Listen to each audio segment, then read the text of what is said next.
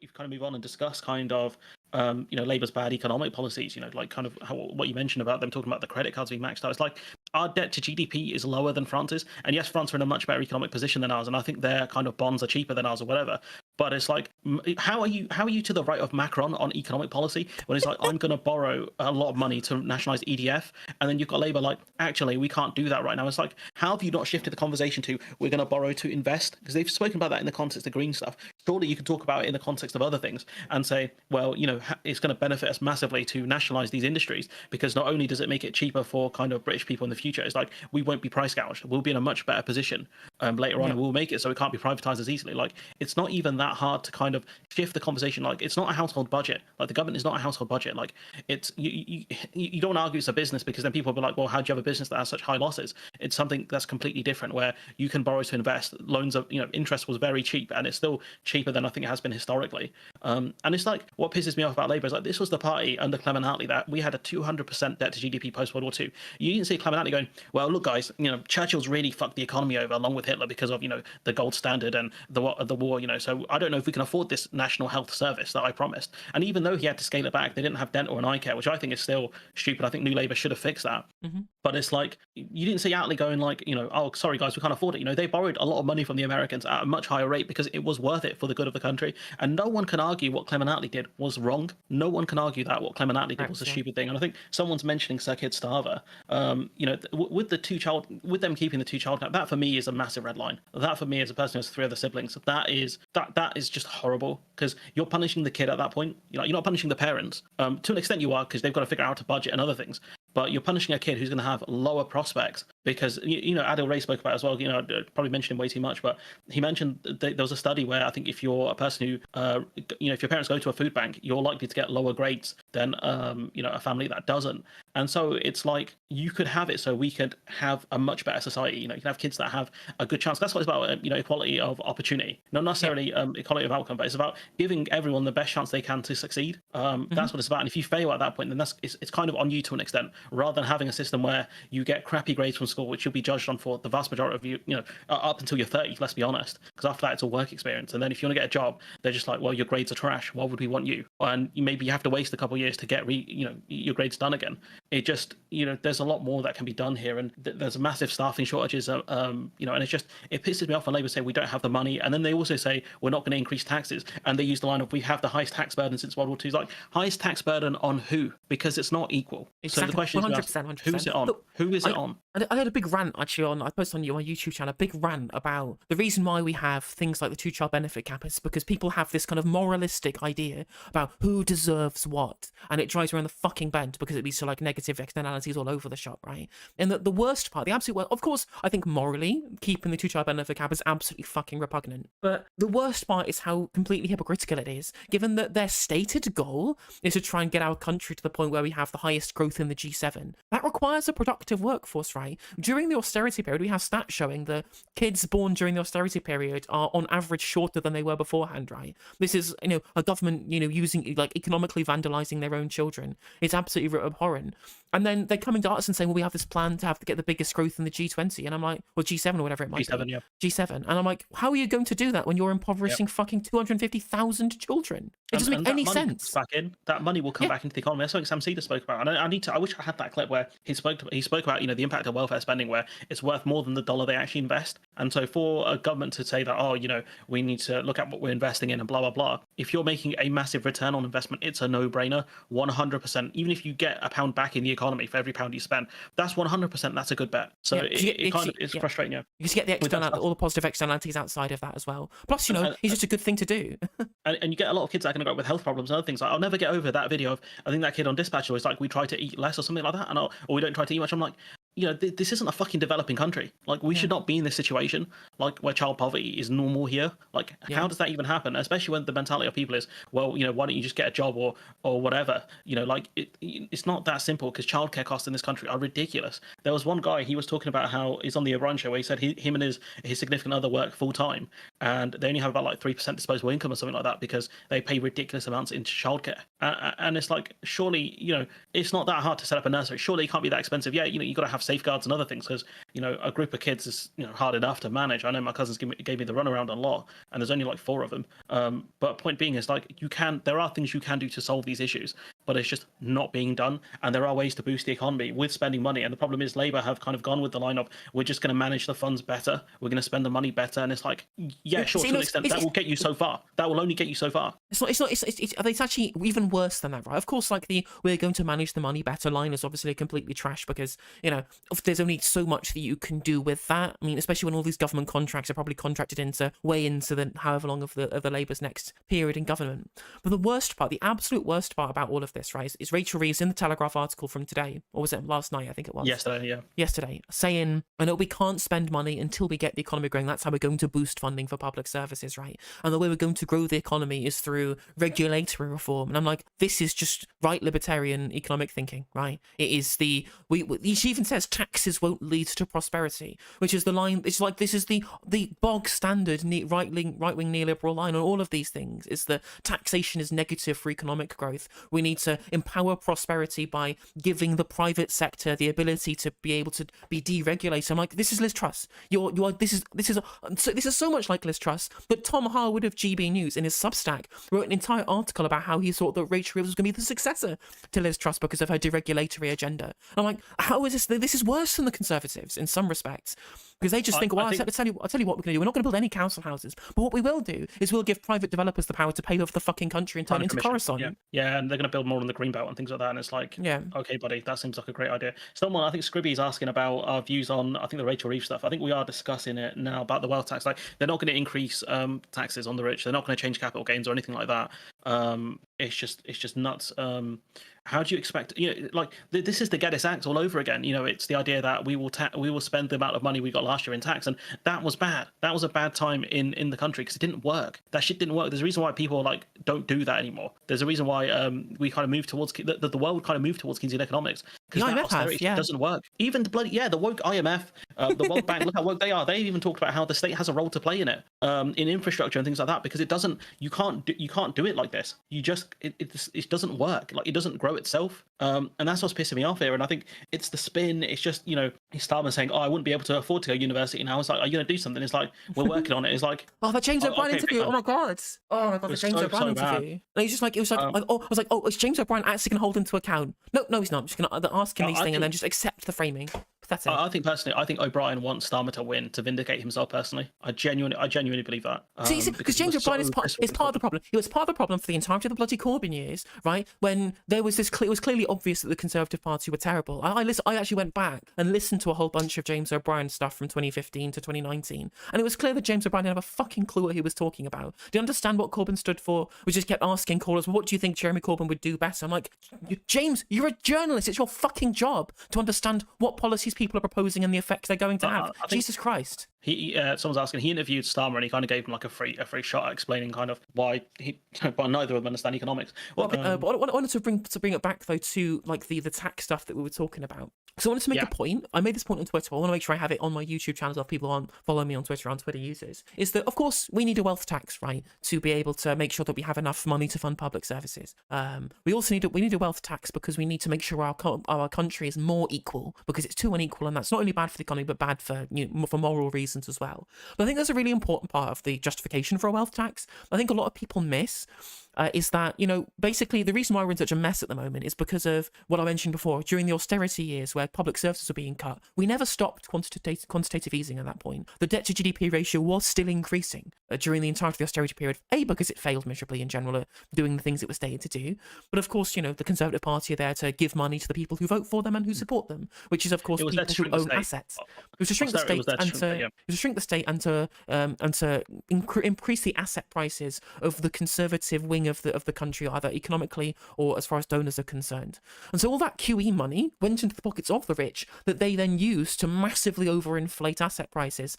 They didn't invest in increasing the productive capacity of the economy. Our productivity has been stagnant ever since 2008. Because why bother, right? Obviously, the failures of our tax system, the failures of neoliberal economics means that they weren't likely to invest anyway. But when the government has stated role is to protect asset prices, they know that they can always get ROI ROI on pumping all the extra QE liquidity into the asset market. It's massively overinflated since 2010. And that means that all of load of these assets that could be a place for working people once they have some money and they've saved up to be able to create their own set of wealth, they now no longer can because they've been priced out. So not only will the wealth tax that I propose, not only will that give more money to the exchequer, not only will it make our country more equal, but it would also lead to a drop in asset prices that will make access to those assets better for working people as well. So it's a form of market correction to fix this. I think Gary Stevenson's got a really good video about the increase in asset prices over the last decade or so, and I think that's the best way that we have of fixing it. And so this refusal to do so from the Labour Party, I describe their U-turn on workers' rights as ideological treason, and I probably would describe the lack of a wealth tax too, because the economy, I don't think the economy can be fixed without one. I think if they said, like, with the wealth tax, I think maybe that would be the easiest one for the media to attack, right? But if they said we're not going back, they're not going back to the 50 pence tax rate, they're not going to change capital gains tax.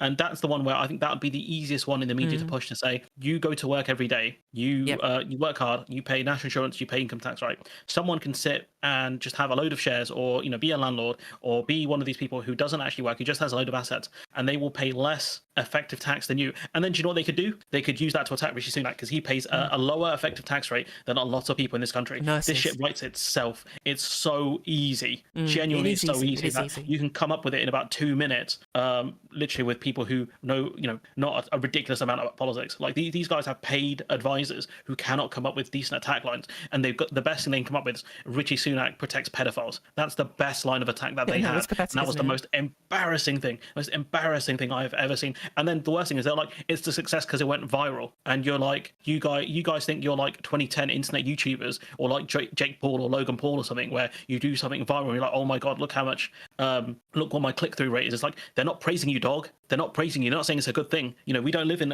especially not the Labour Party, you don't live in a world where bad PR is, it's better to have bad PR than no PR or whatever.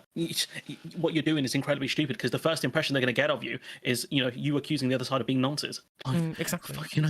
It's gutter politics. Yeah, it's really is terrible. And you're right. It's incredible. Like, it'd be such an easy thing to sell to people. You're absolutely right for the increase in capital gains tax. You could even have some concessions by not increasing it for house purchase and sale, which I don't think they should do. But if you wanted to particularly make it so that it's even more difficult to attack, I think the easiest attack line would be, oh well, if you sell your house for a profit when you're moving, you're going to have to pay capital gains on how much your house price has increased by since you bought it, right? That'd be an easy attack line. Maybe you could do something like that to water down the policy to make it more sellable. I don't think you should, but I think if they say overall through the year, if you say you've sold more, you've made 500k extra in profit or whatever of a house of properties, then you pay capital gains tax. I don't think that would affect the average person, because house prices are so high right now. Do you know what I mean? Even the ones in my area are worth these basic terrace houses worth 160,000. Do you know what I mean? And I don't think if your house has gone up massively in value based on nothing, based on the market, I don't think you should be paying capital gains. Do you know what I mean? Because I think it makes it so it's harder for you to move, if that makes sense. Because I've lived in this house since 2002. It's more than doubled in value. Do you know what I mean? And we've done nothing for that. But at the same time, if I try and move to a better area or to a different house or whatever, if I've got to pay a stupid amount of capital gains tax, I would not be happy about it. So I think there are concessions, like you said, that you could make there. But I think if you're just a limited company or someone who owns a ridiculous amount of properties, and now you're selling off your properties because the interest rate rises, you should have to pay capital gains tax on that. Absolutely. Because you've done this for investments. You have done this for investments. You've done this for financial gain. Do you know what I mean? Yeah. I mean, if you want to get me, if you want to sell, the easiest thing to sell me on is a tax that doesn't affect normal people but affects landlords. If that's I'm sold. I'm sold on this policy already. In the words of Mbappe, I will be there no matter what. one thing I want to move to, actually, because obviously, in response to a lot of the criticisms that I have made of the Labour Party, I'm not fucking voting for these people, right? Whatever. And the worst part, right, is I get loads of people who are out here who are frustrated with the Labour Party but feel like they can't vote for anybody else, right? I disagree for a whole host of utilitarian reasons, right? But regardless, I still get why they do it. I can understand why they're in that position. But the people who make me absolutely have an aneurysm, they literally give me palpitations, are the people who will continue to try and defend the reasoning behind this stuff, right? The argument you get, the worst one is, oh well, the Labour Party can't have progressive policy because if they do, the media will attack them. And I'm like, okay, right, so if you're saying we can never do anything good good because the media will attack you for it. Fuck it, get rid of democracy. Don't have a vote anymore. Get rid of party politics. Just let Rupert Murdoch, the Barclay brothers, and Viscount Rothermere and Paul Marshall, just let them set the policy, because that's what you're saying that you want to happen. They're going to do it anyways. They're going to attack you anyways. Do you know what I mean? Yeah. Like, they were like, oh, we can't have Bernie because they'll call him a socialist. That's what they call Joe Biden. They say Joe Biden's a socialist. Like, oh, we can't have that commie Biden. And then you're like, it doesn't matter what you say, because they only have their NPCs. They only have one attack line on you. Do you know what I mean? They're going to say you're a Marxist, communist, socialist, a Trotskyite, or something like that, and they're going to use a load of words they have no understanding about because it lands. That's it. You know, they're going to say, oh, you're doing the politics of envy. It's like, well, actually, our economic policies are to the right of Rishi Sunak. It's like, I don't care. It's the politics of envy. Do you know what I mean? Like, it's just fucking, it's just crazy. And I think there was one point I wanted to bring up about, Labour spinning, like that O'Brien interview, when I think it's very ironic that Starmer said, well, we want to do these things, but we can't afford it. And that's why people have to kind of suffer. He didn't add the suffering bit in. It was like, isn't that what Tony Blair, like I mentioned earlier, Tony Blair said about Conservatives, like, we're sorry we have to bring you economic pain, but we can't afford it. Isn't Starmer doing what Tony Blair accused the Conservative Party of being? And it's like, how are you this shit?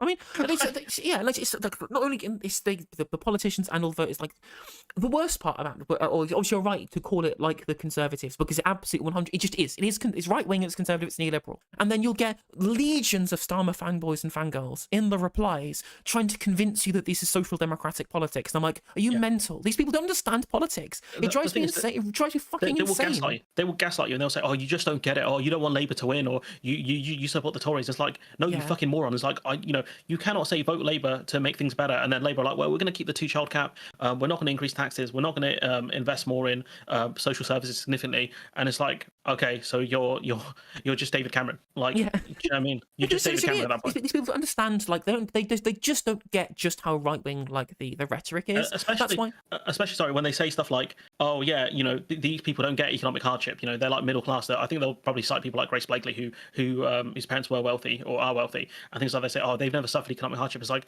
no, fuckface. I want things to change because I have suffered it, and I know a lot of other people have. Like, do you know what I mean? Like, it's probably one of the most pathetic attacks I've ever seen on people, to say, oh, you're basically a champagne socialist. That's what they're saying. Yeah, that's they're like, like, the Labour will improve things better, and Labour will make things better, and therefore it's better. Even if it's slightly better, we should vote for it. It's like, the best chance we have of changing Labour policy is right now, and that's what you should be fighting for. Once they've done the manifesto, it's Joe over. At that point, there's not much we can do, and I think you pointed that out a lot as well. But right now, this is the only time we have any leverage over them. So why should we not use that? Why should we not say, if Labour don't give us, at least 3 to 5 good policies, why the fuck would we vote for you? Yeah, exactly. They're incinerating all their political capital, like I said in the video the other day. And it's like, this is like the one time where we actually have the ability to be able to run on like a more left-wing platform, right? Because people are sick of the Tories. In so much so, I think that on basically every issue, right? They hate the Tories kind of prima facie at this point, in that their approval ratings are like absolutely fucking dirt in the absolute ground. So now we have the leeway to run on a platform that's more progressive because people want an alternative. Some people who would be scared to vote for Labour if things were more equal now have a reason to vote for Labour regardless, but just because they want the Tories out because they're so like traumatically bad. We don't need to make all these concessions. The left does not need to make these concessions at all. And on top of that, I think that there's a sea change in political opinion as well. I think that people are more amenable to Keynesian style economics than they were before, right? People are sick of austerity. That's why Boris Johnson kind of had to appeal in a Corbyn world where the political discussion had been changed, where austerity politics was not like the consensus anymore. He did, though. He kind of said, I'm not like Theresa May or David Cameron. He said that those guys were shit. I'm different, and he conned people by doing that, because he wouldn't have won if he pushed for the austerity. Even he didn't even want to use the word austerity. That's the thing. He didn't want to use the word because he knows that's associated with bad things, bad times. So he was smart enough to actually understand that. But that's what I mean. Like, it doesn't have to be like this. Yeah, the economy is knackered, but there are things you can do to fix it. And borrowing money is not a bad thing as long as you invest it in the right areas. That's what the media should be trying to explain to people, and that's what the Labour Party should be explaining to people. And I get people who are like, well, you crashed the economy. It's like, cool. Our debt to GDP was like 30% under New Labour at the end of the Great Recession, right? Our debt to GDP is 100% now. Tell me which party has done the bad job here. If they have doubled your debt, right, you cannot possibly in any world argue they have done a good job. Yeah, exactly. Like, we've been gifted the political consensus that Conservatives finally are seen as bad with the economy, and then we are then responding to that by saying, okay, we're going to copy their spending plans. And I'm like, clearly no, their spending plans are bad if it's gotten to this point. Like, what are you doing? It doesn't make any fucking sense.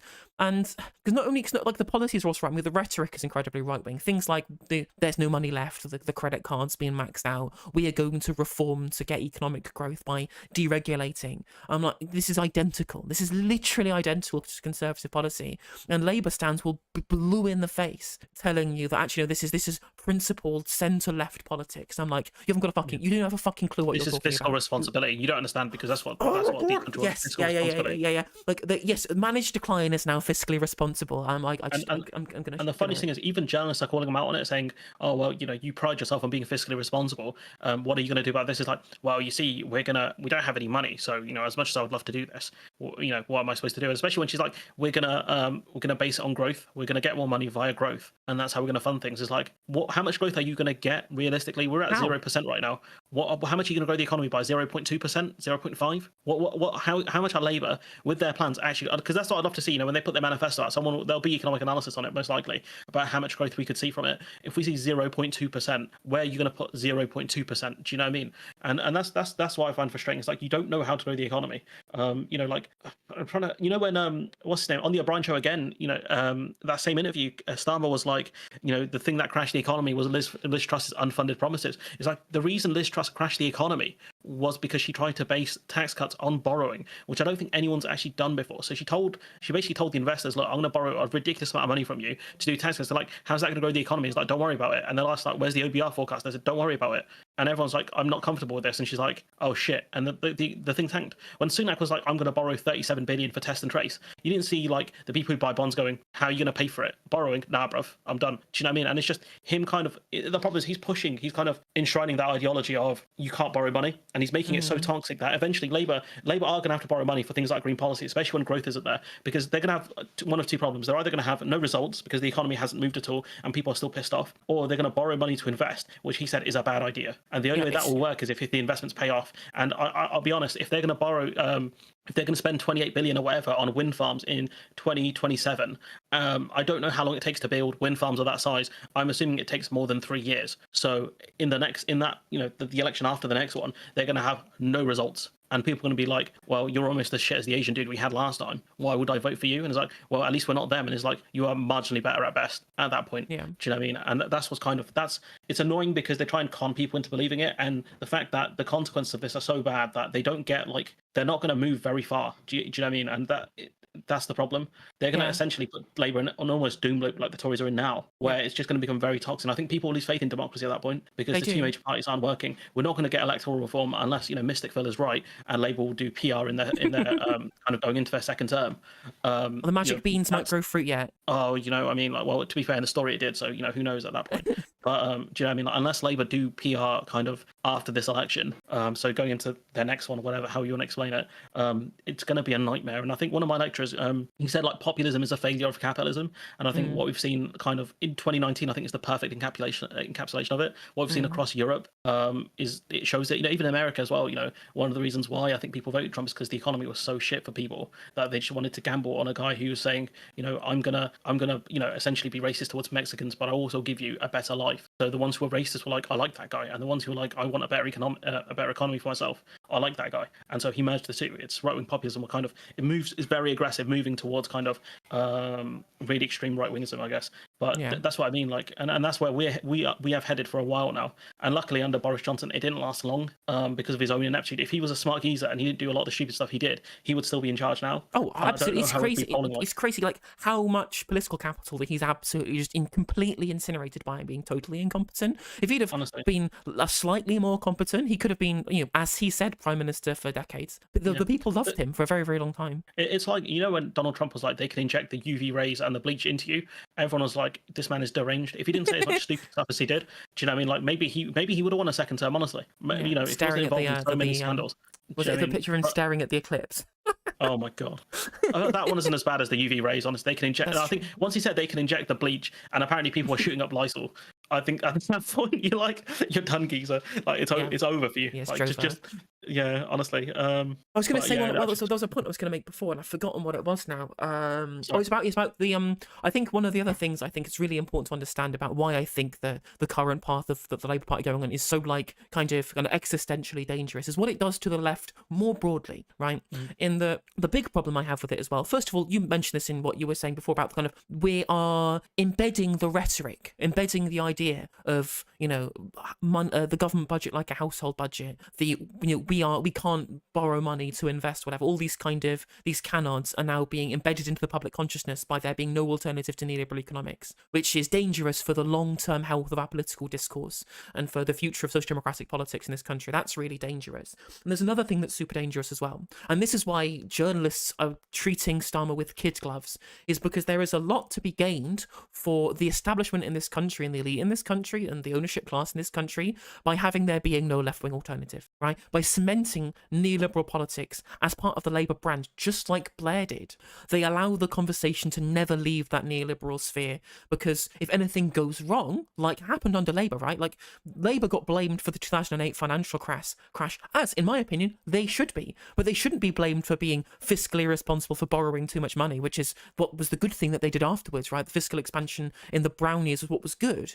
It was they didn't overspend the credit card of the country, quite the opposite. They saved the economy by engaging in quantitative easing, but Yeah, they failed on the financial crisis because they didn't fix the problems of Thatcherism that led to the crisis in the first place. No capital controls, no prudential regulation, getting into the bed with the financial sector. But because they were the red team doing right-wing politics, people blamed leftist politics because they were the red team and not the fact that they were engaging in right-wing politics and right-wing policy that led to the crash. I think, especially because the Conservatives market it so well as Labour crashed the economy as well. Like, they did a really good job marketing things. Especially, like, David Cameron tried to say something to Ed Miliband, and Ed Miliband was like, I'm not going to take lectures from the guy who wanted more deregulation. And I think that's something Labour should have spoke about more. Is like, the financial crash would have been a lot worse under the Tories, let's be honest now. But it's just Labour don't know how to fight. That's the problem. Yeah. They don't know how to fight for any ideals or any principles. But, this is a continuation of Thatcher's legacy, honestly. But yeah, even Cameron will probably look at Starmer and think, that guy is, I've won the argument, basically, of austerity and all these other things. Osborne as well.